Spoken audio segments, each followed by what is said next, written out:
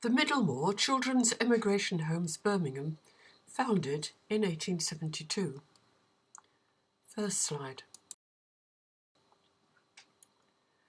The Middlemore Homes emigrated over 5,000 children, chiefly to Canada, between 1873 and 1954.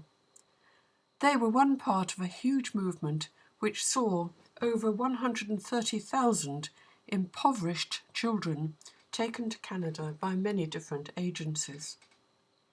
This is how John Middlemore later described the incident which prompted him to make a start. One day, early in the year 1872, I was stopped in my father's house by a ragged little urchin, who asked me to give him a copper. I told him I could do something better for him than that. I believed I could get him to Canada and give him a start in life there. On impulse, he took the lad with him, collected a number of other little boys he found begging in New Street, and took them all home, as reported, greatly to the horror of the servants. He saw emigration as a way of permanently separating children from their old associations and giving them a new chance in life. He said, "What treatment will they receive in our gutter? What justice will they receive from our hands when the police, the jail and the hospital receive them? Can anything I introduce them to in Canada be worse than that to which they are doomed if we leave them where they are now?" In 1872, he established residential reception homes for children in St Luke's Road, Highgate, where they could be prepared for emigration. Snatched from an urban existence, the children were to be transplanted to the backwoods of Canada. Next slide. In Birmingham at this time, there were 2 orphanages and the workhouse, but the streets were full of destitute children.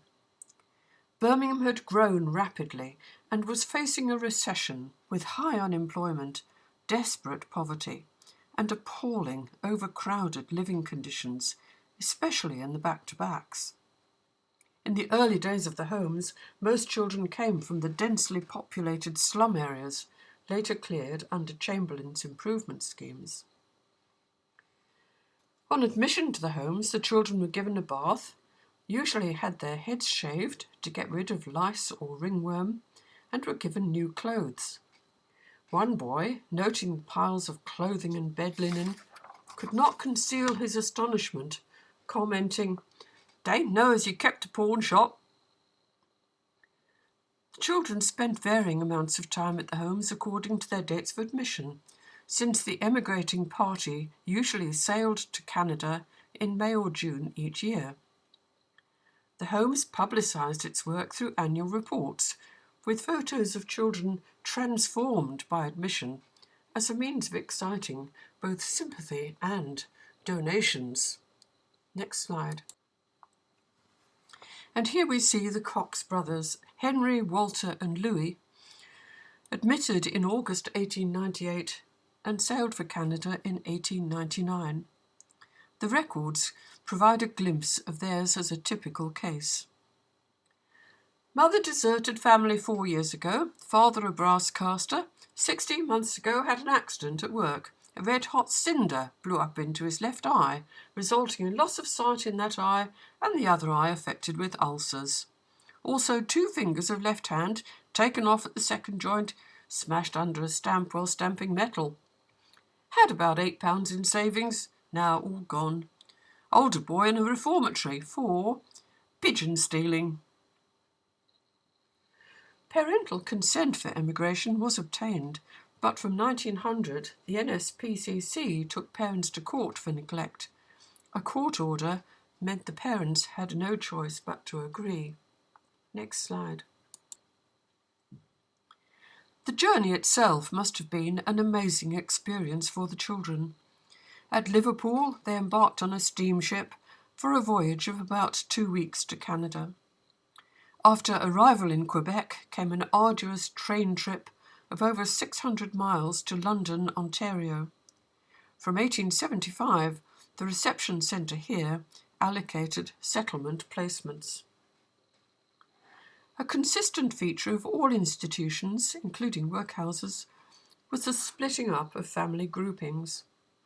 The before and after photographs of children at the homes show brothers and sisters together, but they were in fact separated on arrival in Canada and allocated to different families. Isolated backwoods areas were preferred, since there was less temptation to run away. Younger children were placed for adoption, but the older ones were always going to be cheap labour, either for farming or domestic work. As Middlemore said, "A boy of only 10 years old can make himself of great use to a farmer in driving cows to and from pasture or water. A boy of 12 can harrow, a boy of 13 can cultivate, a boy of 14 can plough." Next slide. For the whole child emigration movement, the settling of children without adequate supervision attracted most criticism. Middlemore set up annual inspection visits, but the children were scattered geographically over a wide rural area. Attendance at school was also compulsory, but often impossible in remote districts. The justification for uprooting these children was their eventual success, and the annual reports boasted that the first boy admitted to the homes in 1872 had already been imprisoned 3 times, yet 10 years later owned his own farm in Ontario. But there are stories of great misery as well as achievement. Quite a number of children each year were returned for resettling with different families. A few ran away completely. Some were returned to England, especially girls who became pregnant. Next slide. The annual reports quote some of children's letters from Canada. One girl wrote, "I've had good health since I came to Toronto. I've grown fat and red-cheeked now and go to school every day." Another boy finished his letter with, "I like Canada pretty well, but I feel a little lonesome." The archives also contain many letters from children eager to discover more about their origins, asking for addresses of relatives, though these were not always available. Children were encouraged to keep contact with their families, if possible. Left behind were not just parents, but also siblings. For example, Daisy and Rose Thomas from a family of 5 children. Their mother died in childbirth, and at the ages of 6 and 7, they were emigrated. Left in England was their older brother Henry, who wrote to his sister in 1904, "Now I must close this time with fondest love and best wishes to you, and may love brother Henry. If we meet more on earth, we'll meet beyond the river. May God bless you and keep you, and I send holy kisses. Dear Daisy, please send me a little letter in Grandma's when you write." Next slide.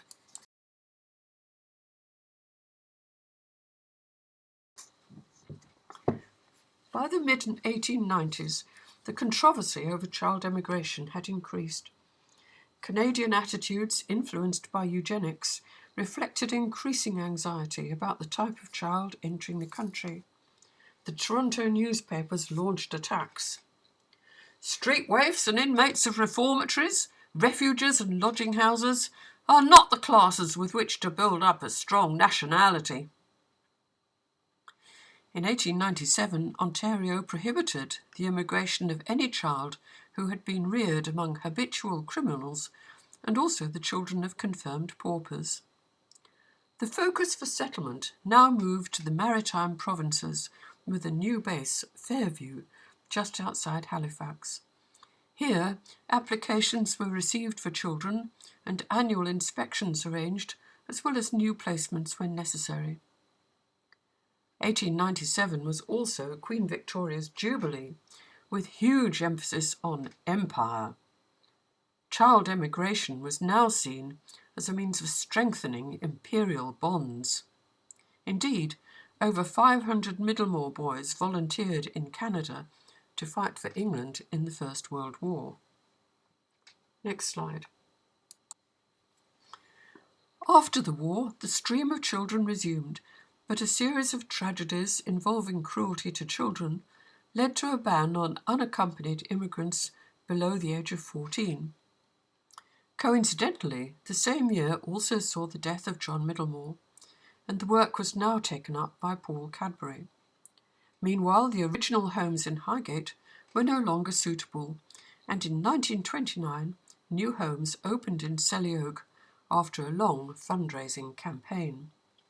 Next slide. In 1925, a new partnership was developed, and from 1935 children were emigrated to Fairbridge Farm Schools in both Canada and Australia. This was a different model. Children were placed in an institutional setting, not a family.